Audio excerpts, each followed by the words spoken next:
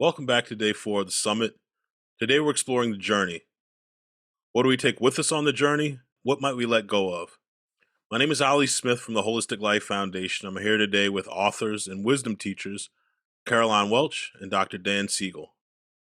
Caroline Welch is CEO and co-founder with Dan Siegel of the Mindsight Institute of Santa Monica, California. She lectures and does workshops to enhance well-being in our personal and professional lives. Caroline began her mindfulness journey 40 years ago while working in Japan. A graduate of the University of Wisconsin Law School with a master's degree from the University of Southern California, Caroline started a legal career as a corporate litigator. She has served as a Los Angeles County appointed mediator and in counsel with Spelling Entertainment Group and MGM Studios. Caroline's first book, The Gift of Presence, A Mindfulness Guide for Women, is now available. Dr. Dan Siegel is a clinical professor of psychiatry at UCLA School of Medicine and the founding co-director of the Mindful Awareness Research Center at UCLA. An award-winning educator, he's a distinguished fellow of the American Psychiatric Association and recipient of several honorary fellowships. Dr. Siegel is also the executive director of the Mindsight Institute and serves as the medical director of Lifespan Learning Institute. His books include the New York Times bestsellers, Aware, The Science and Practice of Presence, Mind, A Journey to the Heart of Being Human, and Brainstorm, The Power and Purpose of the Teenage Brain, and his latest book, Interconnected, Mui, Me plus We, as the integration of self, identity, and belonging. Welcome to you both. Thank you. Great to be here. Great to have you all here. So I'm going to start off with a nice, simple question before we get to the hard-hitting ones. No, actually, they're all pretty simple questions. My teacher always talked about yoga as being a spiritual practice that was also a science.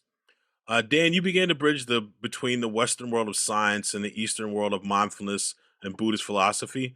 I'd love to hear about what started you down that path of weaving science and spirituality. Wow, well, Ollie, great to be here with you. And it's an honor to be here with Caroline and speaking about that. You know, I think I was always wondering about who we are and why we're here, which I guess are some of the questions you can ask in science, but you can also ask them in a spiritual journey. And actually, when I met Caroline, because we're not only work partners, we're also life partners, almost 40 years ago now, you were meditating, and I had never meditated before. And so I learned from Caroline, that it's possible to do a regular practice of meditation. But I'm going to confess to you, Ollie, that I actually thought that's just one of the quirky things your spouse does that you just kind of go along with. And it wasn't until some of the science started coming out that the scientist in me said, oh, wow, maybe that's something worth doing. That's a confession.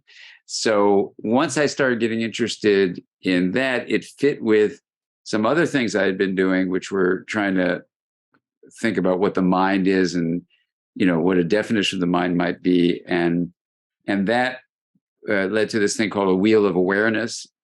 Before much of the science of mindfulness started happening this is in the 90s, and the experiences my clients had, my patients, in the hub of that wheel, in pure awareness, were things like time disappeared, and they felt this experience of being connected to everything and everyone, and they felt love, and felt, for some of them, God. They felt the sense of peace. They felt at home. So just on a very practical level, as a therapist, that opened my eyes to, wow, in pure awareness, there's some kind of direct subjective experience of something that in science we had no explanation for. And that's really what started me off back in the 90s to say, what is that experience my patients were having? And then when I started doing it, I started having it myself. And what was this realm of deep connection and love that was coming up? And then, later on, the mindfulness stuff became something I was really intrigued with as a very specific way of getting access to this open awareness. Mm-hmm. Caroline, we're going to jump to you. You've worn many hats, from being a corporate litigator to being an English teacher in Japan, just to name a couple things. You describe your own path by saying, in hindsight, the dots in my life's pathway are starting to make some more sense, but it certainly didn't feel that way along the journey. I'd love to hear how you've navigated your life when things weren't so clear. That's such a great question. Thank you. And thank you also for having me today. Speaking of connecting dots, when I knew that this is in honor of Sharon's book, I connected back to about this time in 2020 when the pandemic had just begun and we were just getting our hands around what it was going to mean for our lives. And Sharon's book, Real Happiness, was celebrating its 10th anniversary. And my book, A Mindfulness Guide for Women, The Gift of Presence, had just come out in March of 2020. So Sharon invited me to be in conversation with her at a virtual event at the Harvard Bookstore. And I remember our moderator welcoming the audience and saying, "This is our new reality, and we're so happy we can be with you." So today's opportunity kind of connected me right back to that event just a couple of years ago. So it is my honor to be here. And what I love about your question is deciding how we can decide what to do when things aren't clear and how we connect dots. And we humans don't like change, we resist it. So a lot of the change that we do is when we're forced to. Our company's moving cities we don't want to move. So that's we got to make a change. But when things aren't clear, what do we do?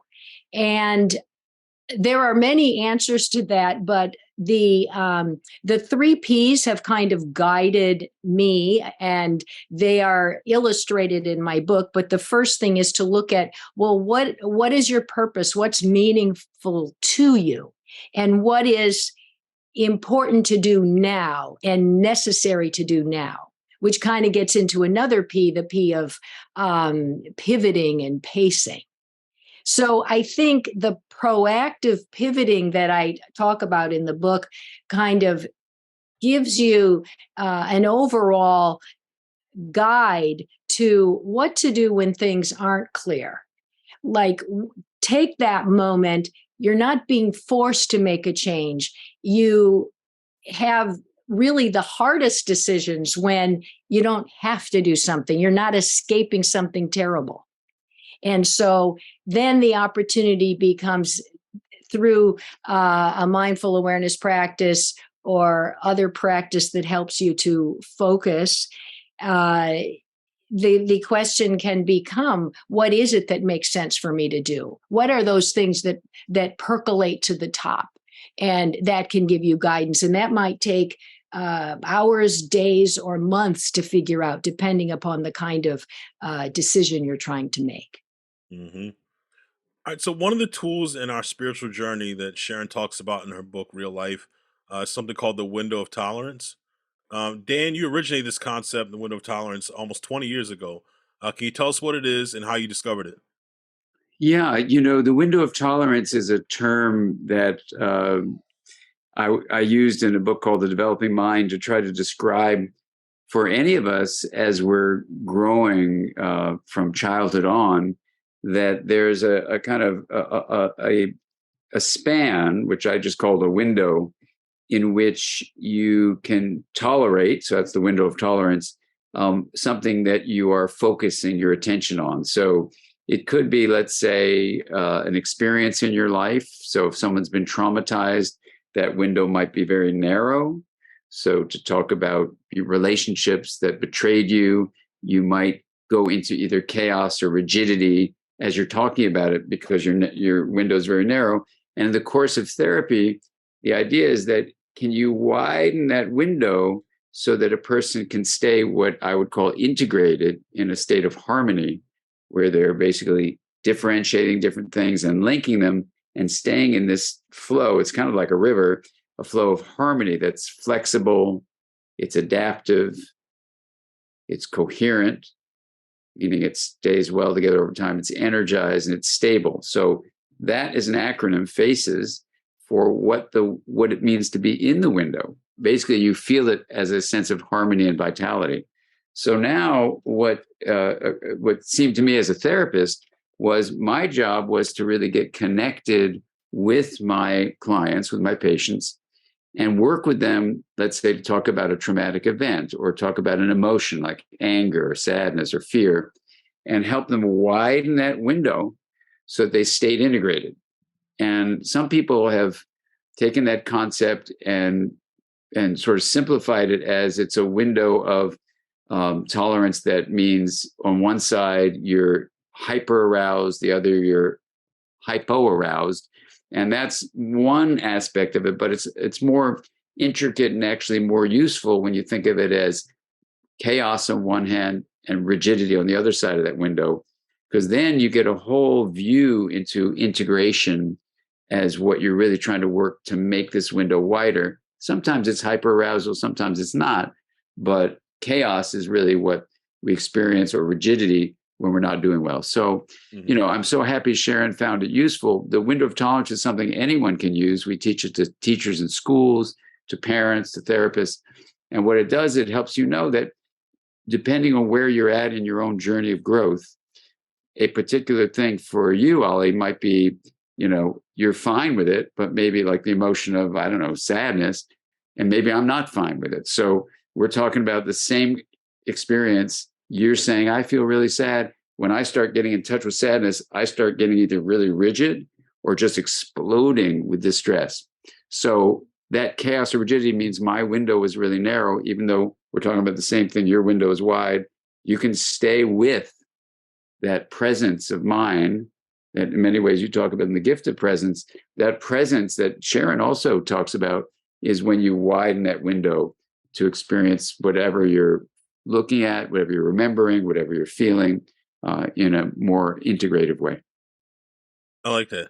So you talk about journey of growth, and so like you've changed a lot in the last 20 years. The world's changed a lot in the last 20 years since you come up with the window of tolerance. I'm I don't know if curious. he's changed actually in 20 years. I would have to object. This is now a marital session.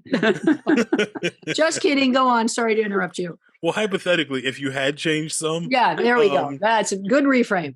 I'm curious if your understanding of the window of tolerance has evolved, like since that time 20 years ago, and how has your application of it changed in the work that you're doing? Yeah, it has changed a lot. The term integration, which is defined in the way I'm using it, is a system has differentiated aspects to it, like in your brain, the left and right side, or the up and the lower part, or in a relationship, two people in a relationship can be differentiated, and then you link. And the key thing is in the linkage, you don't lose the differentiation. So it's not the same as blending. So it turns out that there are 9 domains of integration. So in the last 20 years, it's really become clear that while integration has remained solid in terms of looking at the science that supports it and all these years of research that other people have been doing, for example, every major mental disorder has impaired integration of the brain. Every intervention that seems to promote well-being, like mindfulness meditation, promotes integration of the brain. If you look at a measure of well-being, every measure of well-being they could find is best predicted by how integrated the brain is in something called the interconnection of the connectome, just to give you an example. So integration has held up over these decades as the base of well-being. And in terms of, finding the practical application, there are 9 domains of integration. So we don't have time to go through all of them, but we can mention a few of them. One would be integration of consciousness, which is, I think, what mindfulness is. Mm-hmm. Another is bilateral integration, linking left and right. Another is narrative integration, making sense of your life. Another would be relational integration, where Caroline and I can differentiate but link. And when you feel the vitality of that, that is a relationship that's integrated. So you can apply these and the rest of the 9 domains in a way that's really useful. So it's been basically a deepening of the window of tolerance. Means, can you stay integrated in any of these 9 domains around this issue that we're dealing with, whatever the context is? So it's very what's called context or situationally dependent. And that's why the window of tolerance is such a useful, issue, because if you're jumping into chaos or getting shut down in rigidity, you can't really engage internally in an exploration and growth, and you can't really engage relationally because you're flipping out, basically. So that's why the window of tolerance is such a central thing. And when you apply the 9 domains of integration, then it really is pretty comprehensive. Yeah, so you mentioned situational dependence with the window of tolerance. One thing I found interesting is how it's affected by your surroundings, how you're socialized, and how you're perceived by society. You know me, I'm a black man from Baltimore, working in some underserved neighborhoods in Baltimore and around the nation. So I've definitely witnessed this and been a part of it firsthand. Can you speak to that at all? Yeah, Caroline or me? Uh, Whoever wants to speak, both of you actually, if you want to. Yeah. Well, the context, it means everything. I mean, I can tell you in Baltimore, and Ollie, I'm trying to remember if you were at this meeting, Elijah Cummings, bless his soul, he had asked me to come to Baltimore and do some work with leaders in different communities who had never met before. So he brought together people from the Black community, people from the white community who had never had a chance to actually speak. And before the meeting started, you could feel the tension. You could feel people like, what are we doing here? What does Elijah have in mind to bring us together? Why are we here? And it was really, really hard. So we did a practice that you know about called the wheel of awareness, where you basically integrate consciousness. So it's the first of the 9 domains. And as we went around moving the spoke around the rim, which are all the knowns of, the 5 senses in one segment, the interior of the body in the second segment, mental life in the third segment, relationality in the fourth, we also bend the spoke around before we get to that 4th segment so people can basically rest in pure awareness. And when people came out of that, you could see the tension was dissolved away. Mhm. And people started communicating with each other with such respect and such compassion. And Elijah said, what's going on here? And so I gave a very brief discussion of what I talk about in the book Aware, but I said, the context of people bringing the baggage from their cultural situation and being in Baltimore, never having been together, these folks from the Black community, these folks from the white community, these individuals speaking with each other, meant they were activating their in-group, out-group distinctions. And under threat, that neurological system basically says, if you're in my in-group, I'll treat you with more kindness and care. But if you're in my out-group, if my brain says you're the out-group, I'm going to treat you with caution, at best, but worse, I'll treat you with dehumanization. And so we started talking about what dehumanization is. There had been, unfortunately, a recent murder, as sadly keeps on happening. And so we brought that up in the meeting. And we talked in the setting of the meeting about how the cultural context activates that in-group, out-group distinction. But when you do a practice like the Wheel of Awareness, it basically opens up a kind of an identity lens. So you realize that who before may have been in your out-group is really actually a part of who you are. And that's how the meeting continued. And Elijah was blown away that with just a 25-minute practice, you could bring people out of the cultural context that created this in-group, out-group distinction, let them feel, this love, this connection, what my patients had felt years earlier, that in workshops now we see it over and over again, where you get a sense of a widening of identity with, the 3 emotions of awe, compassion, and gratitude that people were feeling. And the way people were vulnerable and opening up, just as human to human, was just breathtaking. That's beautiful. I have been doing some teaching with Shelley Harrell, an African American professor at Pepperdine, who has worked for decades using mindfulness and how it can interface, hopefully, to help us better, approach racism, especially in the United States. And I was teaching with her last month or 2 months ago, I guess, in Costa Rica. And Dan is just talking about the in-group and out-group. And I think it's very hard for those of us in the majority to understand, well, what would it feel like to be in the out group every day? Mm-hmm. And especially an out group that's under siege every day. And Shelley very masterfully took our group and had everyone in a smaller group of 2 or 3 people go back and think of a time when you were in the out group, whoever you are. And for me, it was going back to having been raised on a dairy farm. And I was the out group in a town of 700 people because the cool kids were the ones who lived in town. So that is just, it is just the beginning and the stories that came up in the group. But we all have those situations through our lives where we feel like, I don't belong here.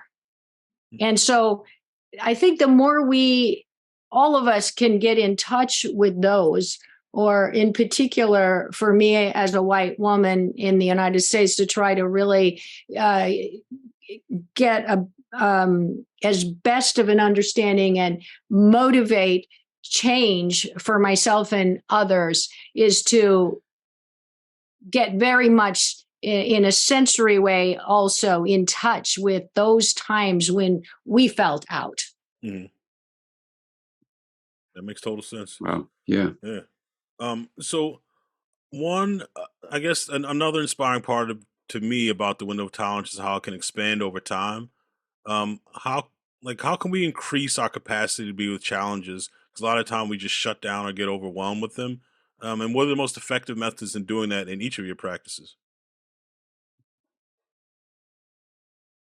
Well, I'd say the first thing, I interviewed 100 women for my book. And at the end of our interview, she says, one of the interviewees said, you know, the hard part about a mindful awareness practice is doing it. So I guess the first answer to your question would be, we have to do it. And we can fortify ourselves by having a daily practice.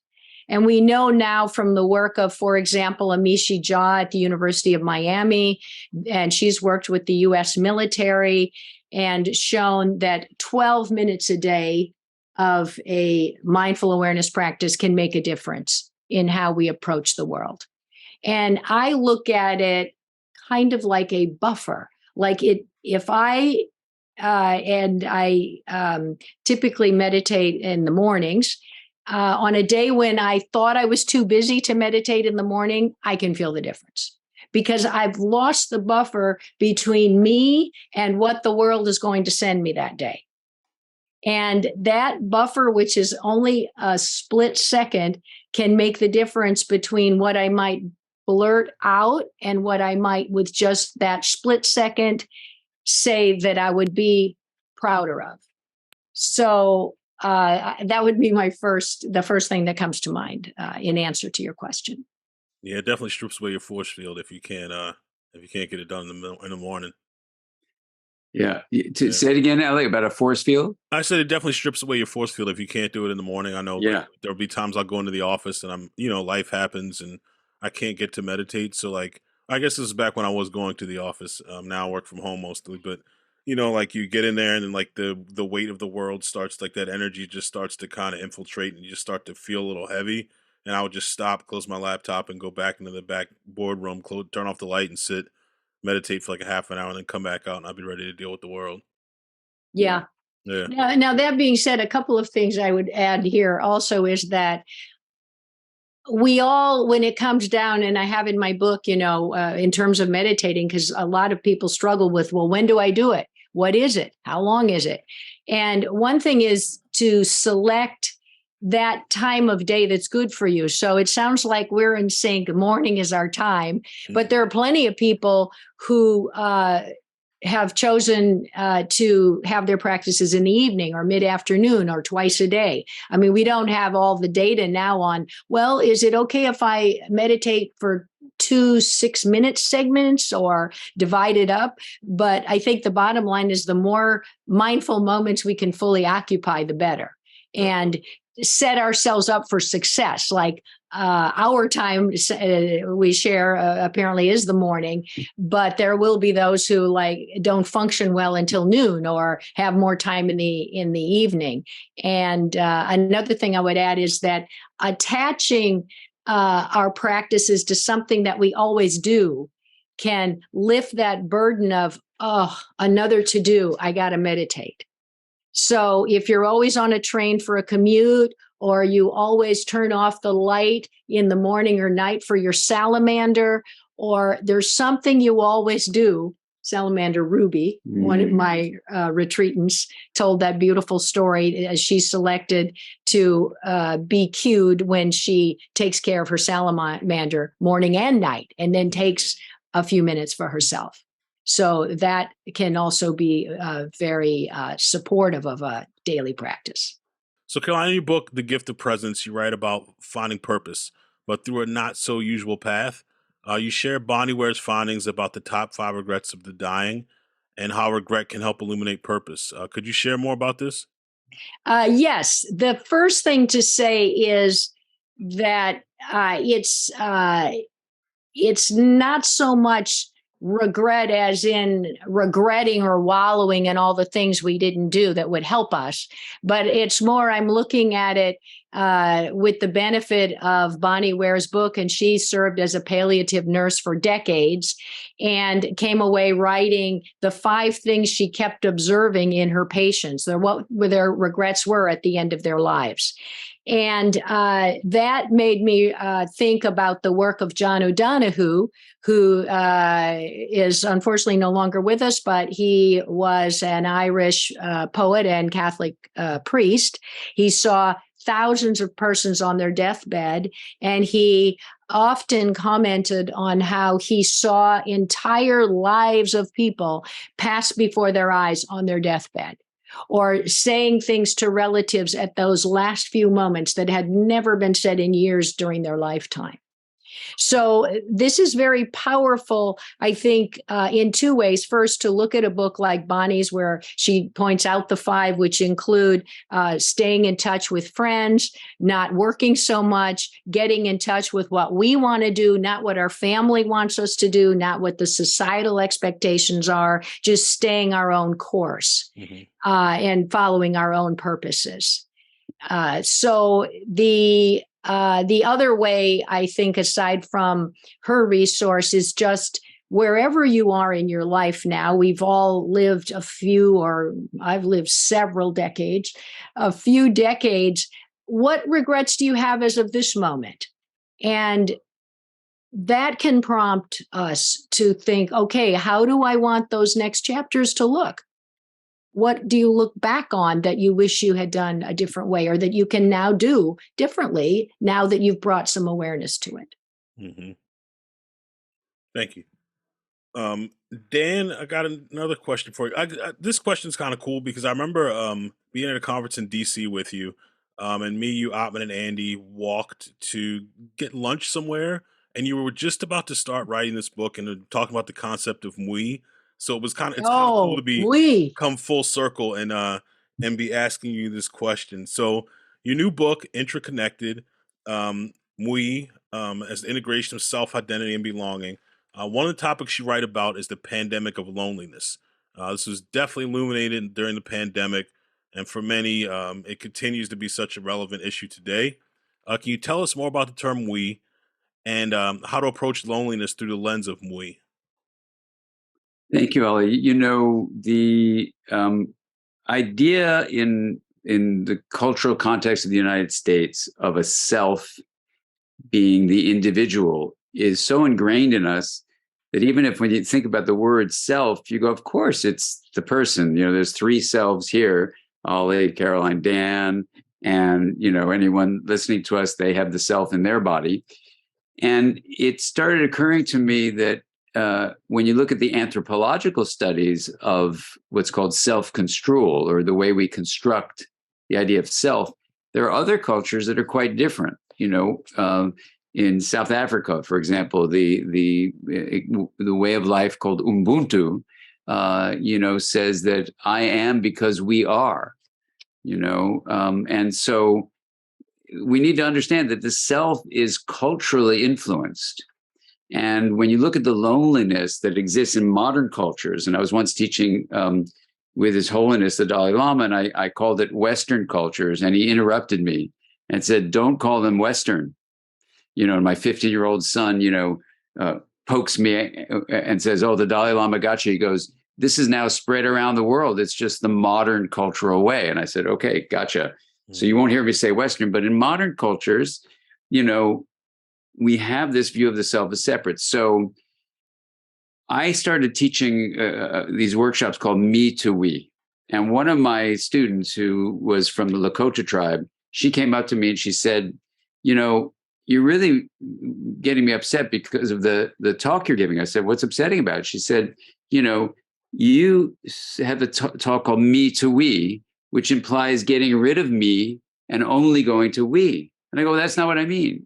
She goes, "Well, what do you mean?" I said, "Well, she goes, "Don't you mean the body's important to, sleep the body?" I said, "Yeah, and to feed the body well, exercise the body, enjoy the body, know the history of this body and bodies that preceded it in a close-up identity lens." I said, "Absolutely." She said, "Well, then don't say me to we." I said, "What do you want me to say?" She goes, "Well, come up with something else." So I said, "Well, how about not only the individual me, but also the collective we?" She goes, "That's too clunky." So I said, "Well, if you're going to integrate me and we, you have to maintain each of them, their differentiated nature, in one linked experience. So I guess it would be me plus we is we." And she was so excited about it. She says, "That's it." And, it's kind of like the word intra-connected, which is, the title of this book about Mui, which says, why can't we speak about the idea that you have connections within your body? We have connections here among the three of us and everyone listening. So it's interconnected, right? So it's the inter means between, but intra-connected was a word that came up when I was out in the forest, quote, by myself with a bunch of system scientists, for 3 days, and we were all by ourselves. We came together. Everyone was saying interbeing, interwoven, interlaced, everything with inter. And it was my turn to speak. And I said, well, it didn't really feel inter anything. It felt like I was the forest. I was the trees, the creek, the stones, the body. There was a wholeness. I don't know what word to use, maybe intra-connect. And everyone nodded their head. Well, whenever I tried to type it into my word processor, the spell check would change it to interconnected. So just like we don't have a word we don't have a word interconnected. And that's what the book is about, is that how about in modern languages, we start using the notion of an identity that is both the individual in your body, me, the relationships we have with other people, even people that don't look like you. And in fact, all of nature, that's the we. But you don't get rid of the me. Like in some views, people say there is no self. No, there is a self. It's both a me and a we. And so that's a way of really inviting us into a conversation that's in terms of real life and real happiness. And I think it's a way we can go forward in our modern times to deal with the pandemic of loneliness so people belong, deal with the pandemic of racism and social injustice, where we stop getting lost in this in-group, out-group stuff and rise above it, where we stop destroying the planet because we're excessively differentiating ourselves from nature as if we're not nature. So we and intraconnection is just a way of trying to introduce words into our vocabulary so we can actually start what Joanna Macy calls the great turning, to turn our lives to the collective good. And when I think of intraconnected, I think of the 3 years I lived in Japan and was an English teacher. And if I asked a question of my students, they would predictably answer, "We Japanese," and then fill in the blanks. Or if I would be introduced to a student, they would give me their business card and say, "I am Toyota's Miss Izumi." So starting with the group, starting with the bigger whole. And also, since we've just had we're still in our pandemic in one phase or the other. But what I recalled at the beginning of our pandemic and the challenges with, do we wear masks or not? And what does that mean? And the Japanese, decades ago, if they had a cold, they'd wear a mask as respect to everyone around them on crowded buses, crowded trains, but just in general, that they wore masks. And Japan is not alone in that. I mean, it's to other Asian cultures as well, where the sense of self and how amorphous or not that is in very dependent upon the cultures that we grow up in. Mm-hmm. I really appreciate you all sharing your journey and wisdom with us today. But before we wrap up, does one of you all want to lead us in a 5-minute practice of some kind? Could you do a 5-minute practice? I That's can the try. question. Dan has a couple of 2-hour practices. Can you do a 5-minute? We could try a 5-minute practice, sure. Okay. The wheel takes about 24 minutes, so that's That's out. But let's do an identity lens practice to give us really the skill of expanding our sense of self, and so we're going to start really close up. So think about a camera, and you know how a camera can focus in really tight to something narrow and really look at the details of that thing really close up. You can then widen the lens of that camera a bit, so you're seeing a wider view, and then you're getting even wider, and so a really wide angle lens. We have the ability to name an identity lens and then learn to adjust it, so that sometimes when you're hanging at home with your friends and family, it's close up. And these are the close up people in your life. Cool. But when we go out in the world, whether it's with other human beings or out in the world of all of living beings, you can widen that lens so you really experience what that's like. So let's begin just with a finger. If you're able to, just put your finger in front of your eyes and just look at that thumb you've got. Now, some people would say the experience of self from a scientific point of view has 3 elements: sensation, so feel that thumb, that's the S; a perspective, imagine looking at the world from the perspective of that thumb you're moving around; and agency, move that thumb around. And that spells the word SPA. So we're going to refer to self, as sensation, perspective, and agency. And you've got a kind of a self experience of your thumb. Now let's widen our identity lens a little bit of that SPA, sensation, perspective, agency, and now move all your fingers around and feel all your fingers moving. Just feel those fingers moving, and just imagine the perspective on the world of that whole hand, the fingers, the palm, and what that's like to then have agency to move that hand around. And now let's widen that even further to see that the hand is, with the fingers and thumb, is a part of an arm. And move your arm around. You've got that arm. That arm's got sensation, perspective, and agency. And now let's move the whole torso around. And you've got a body. This we sometimes call me, or the individuality we have, this body we live into, and move it around, seeing through your eyes, right? Now that's the individual me. But now let's widen that identity lens from just the me in this body to include other people around you. We've got Ollie, we've got Caroline, we've got Dan here, and all of us listening. So just feel the relational field between us. This is what some people would call the beginning of an interpersonal we, and just see if you can feel that as you widen your lens. And now let's go beyond people listening to this conversation, beyond just our connections right here, to include family and friends who aren't right here with us, those in our life who live near us, those human beings who are part of our wider community. And now widen that lens to all the people we work with. And then maybe everyone lives in our city, all the humans in our state. Just see if you can now adjust that identity lens of connection to all of people who live in our country.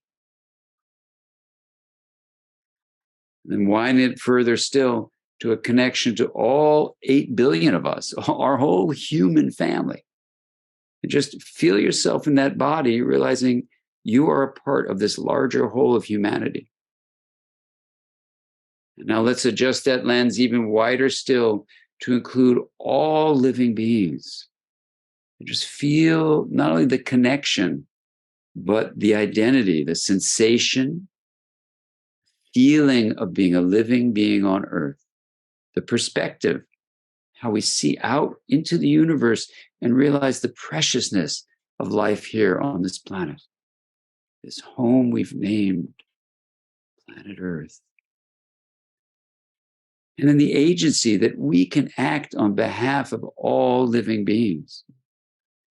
And feeling that identity, that spa, sensation, perspective, agency, that yes, includes the me of the body, but it also extends out with this widened lens to include the we of our connection to all human beings in all shapes and colors and histories, to all living beings in all shapes and colors and histories, that we have this ability to feel intra-connected in this integrated identity. Now taking a deep breath, knowing that we have this skill of using an identity lens, close up or wide angle, whenever we need to feel the awe, the compassion, the gratitude for being alive with kindness, with compassion and connection. Nice deep breath. We'll bring this identity lens practice to a close for today.